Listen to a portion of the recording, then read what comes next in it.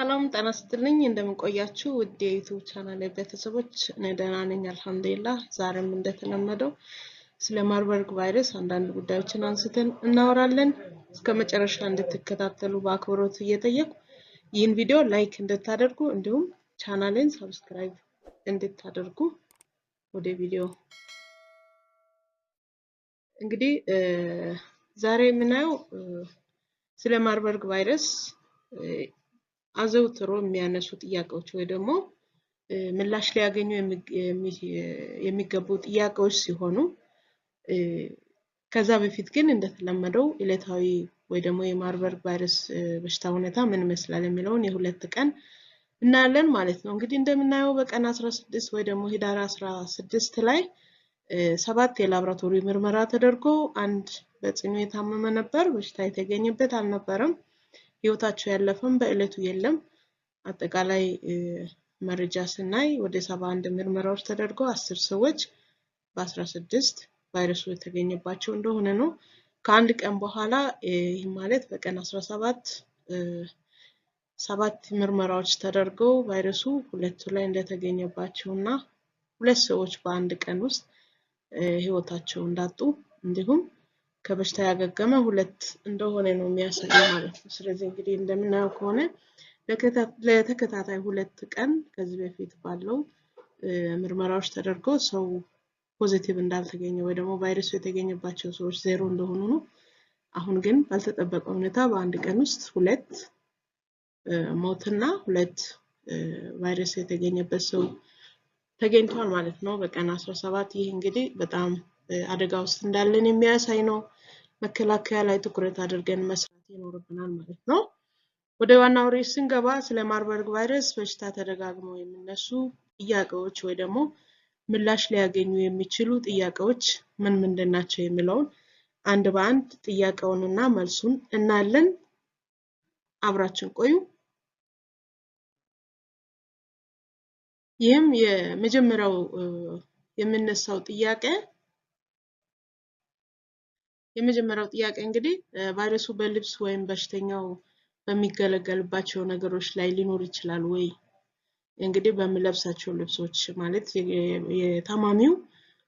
ልብስ ሊሆን ይችላል ወይ ደግሞ ጤና ተቋማት ላይ በቆየበት ወይ ደግሞ በበሽታው ከታመመ ጀምሮ የተጠቀማቸው ልብሶችን የግል ልብሶችን ወይ ደግሞ አልጋ ልብሶችን ሊሆን ይችላል እነሱ ላይ ሊገኝ ይችላል ወይ ደግሞ እነሱን ልብሶች ሌላ ሰው ቢጠቀማቸው መተላለፍ ይችላል ወይ የሚል ጥያቄ ነው መልሱንም ስናይ በትክክል ይተላለፋል ማለት ነው ምክንያቱም ቫይረሱ በሽተኛው በሚጠቀማቸው አልባሳት ላይ ለአጭር ጊዜ ሊቆይ ይችላል ስለዚህ የሚጠቀማቸው አልባሳት ሌሎች ሰዎች መጠቀም የለባቸውም በአግባቡ መወገድ እንዳለበት ነው ማለት ነው የሚያሳየው ወይም ደግሞ አስፈላጊ የሆኑ ኢንፌክሽን ፕሪቨንሽን መካኒዝሞችን ተጠቅሞ ይህ በአግባቡ መታጠብ ወይ ደግሞ መቃጠል እንዳለበት ነው ወደ ሌላው ሰዎች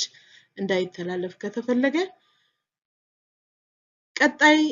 ምን አይነት ጥያቄ ሊነሳ ይችላል ይህን በሽታ በተመለከተ እጅ በመጨባበጥ ወይ ደግሞ በመተቃቀፍ ሊያዝ ይችላል ወይ ነው እንግዲህ ቫይረሱ የተገኘበት ወይ ደግሞ ታማሚ ሰው ጋር ያለው ንክኪ ነው የሚያሳየው በዋናነት መሳሳም መጨባበጥ መተቃቀፍ ማንኛውም የሰውነት ንክኪ ቢኖር በትክክል ቫይረሱ እንደሚተላለፍ ነው ስለዚህ በበሽታው ከታመመ ሰው ጋር ንክኪ ማድረግ አያስፈልግም የቫይረሱ መተላለፊያ መንገድ ነው ስለዚህ በአሁኑ ሰዓት የእጅ መጨባበጥ መቆም አለበት ሰላምታ ልውውጥ ላይ ሌሎች አላስፈላጊ የሆኑ ንክኪዎች መቆየት ማጥፋት ይኖርብናል መቀነስ ይኖርብናል ማለት ነው በዚህ መንገድ በሽታውን መተላለፊያ መንገዶችን በመግታት የበሽታውን ሁኔታ ወይ የበሽታውን ስርጭት መግታት እንዳለብን ነው ይህ የሚያሳየው በመቀጠል የምናየው ከበሽታው ካገገሙ በኋላ አንድ ሰው በሽታው ማሰራጨት ይችላል ወይ የሚል ጥያቄ ነው በጣም አስፈላጊና ተገቢ የሆነ ጥያቄ ነው አንድ ሰው ከታመመ በኋላ ታክሞ ካገገመ ወይ ደግሞ ከዳነ በኋላ ይህን በሽታ ወደ ሌሎች ሰዎች ማሰራጨት ይችላል ወይ የሚል አግባባዊነት ያለ ጥያቄ ነው ይህም በትክክል ማስተላለፍ እንደሚችል ነው ከዚህ በፊት ባሉ ክፍለ ጊዜያት ላይ እንዳየነው ሁላ አንድ ሰው ታሞ በተለይ የወንድ የዘር ፈሳሽ ውስጥ እስከ 1 ዓመት ድረስ ሊቆይ እንደሚችልና አስፈላጊ የሆኑ ጥንቃቄዎችን ማድረግ እንዳለበት ነው። ከዳነም በኋላ ለ1 ዓመት ጊዜ ያህል የግብረ ስጋ ግንኙነት ካደረገ ወደ ሌላ ሰው የማስተላለፍ አቅም ያለው ወይ ደግሞ ሊያስተላልፍ እንደሚችል ከዚህ በፊት አይተናል። ስለዚህ አንድ ሰው ከዳነ በኋላ ወደ ሌሎች ሰዎች አያስተላልፍም የሚል አይደለም። አንዳንድ የሰውነት ፈሳሾች ውስጥ ለረጅም ጊዜ የሚቆይበት አጋጣሚ አለ ማለት ነው። ለዚህም ጥንቃቄ ማድረግ ያስፈልጋል። ይህም ሊታሰብበት ይገባል። ሌላው ትኋኖች ወይም ትንኞች ሊያስተላልፉ ይችላሉ ወይ በሽታ? የማርበርግ ቫይረስ በሽታ በትኋን በትንኞች አማካኝነት ከታመመ ሰው ወደ ጤነኛ ሰው ሊተላለፍ ይችላል ወይ የሚሉ ጥያቄዎች ናቸው። እነኚህ ጥያቄዎች ማንኛውም ትኋን ወይ ደግሞ ነፍሳት ይህንን በሽታ መሸከም አይችልም፣ ወደ ሌሎችም ሰዎች አያስተላልፉም ማለት ነው። ስለዚህ የበሽታው መተላለፊያ መንገዱ በዋናነት ንክኪና ከሰውነት ፈሳሽ ጋር ከዚህ ቀደም እንዳየናቸው ከተለያዩ የሰውነት ፈሳሾች ጋር ያለው ንክኪ እንደሆነ ነው የተለያዩ የመረጃ ምንጮች የሚያሳዩት። ስለዚህ በትኋን ንክሻም ይሁን በትንኝ ከታማሚ ሰው ወይ ደግሞ በሽታው ከተያዘ ሰው ወደ ሌላ ሰው አያስተላልፍም ማለት ነው። በመቀጠል የምናየው ጥያቄ ለዚህ ቫይረስ የሚታወቅ መድኃኒት ወይም ክትባት አለ ወይ የሚል ነው። እንግዲህ ይህ ቫይረስ በጣም አስቸጋሪና ገዳይ እንደሆነ ነው ከዓለም ላይ ከተከሰቱ ወረርሽኞች ወይ ደግሞ ከተከሰቱ የበሽታ አይነቶች ምናልባትም የኢቦላ ዝርያም ስለሆነ ይህ በጣም አደገኛ አይነት ቫይረስ ነው። ምክንያቱም ይህን ቫይረሱን ሊገል የሚችል ወይ ደግሞ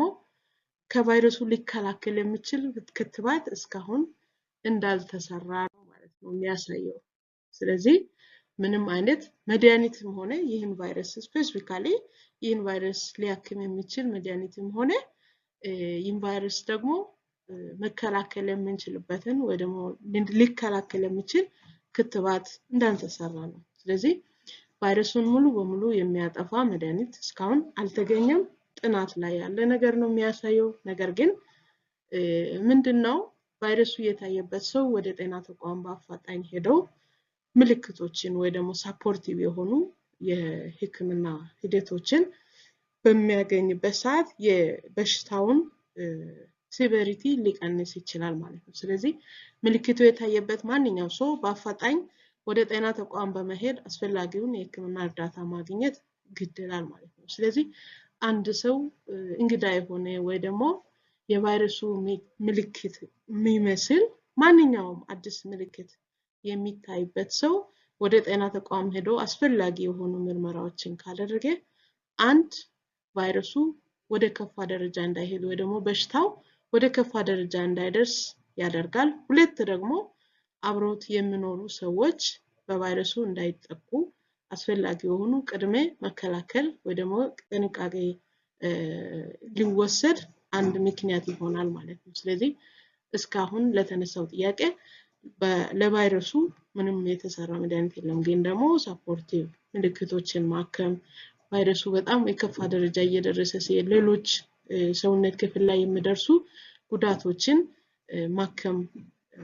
ማስታገስ የሚቻልበት ደረጃ ላይ ነው በአሁኑ ሰዓት ያለነውና ማንኛውም ሰው ምልክቱ የሚታይበት ሰው ወዲያው ወደ ጤና ተቋም በመሄድና የጤና ባለሙያዎችን በማማከር አስፈላጊ የሆኑ ሕክምናዎችን ምርመራዎችን በማድረግ ራሱንና ቤተሰቡን ይጠብቅላለው። የዛሬው ዝግጅታችን ይህን ይመስላል። ስለተከታተላችሁኝ አመሰግናለሁ። ስትጀምሩ ቪዲዮውን ላይክ ያላደረጋችሁ ላይክ እንድታደርጉ እንዲሁም እንደዚህ አይነትና ሌሎች ወቅታዊ የሆኑ መረጃዎች እንዲደርሳችሁ ቻናሌን ሰብስክራይብ በማድረግ